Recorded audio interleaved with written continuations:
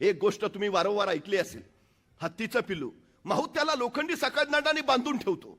ते हत्तीचं पिल्लू सुटायचा प्रयत्न करतं, निसटायची कोशिश करतं, सगळी शक्ती लावतं, थकतं, दमतं, पण लोखंडी साखळदंड त्याला तोडता येत नाही. शेवटी ते थकून म्हणतं, साखळदंड तोडणं शक्यच नाही, आपण इथून निसटूच शकत नाही.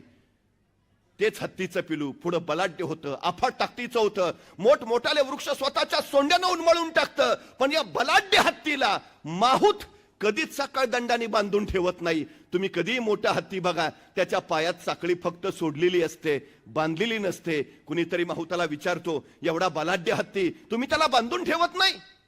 तसा माहूत म्हणतो, मी त्याला बांधायची गरजच नाही, कारण हत्तीनं स्वतःला बांधून घेतलंय, आपण इथून निसटू शकत नाही.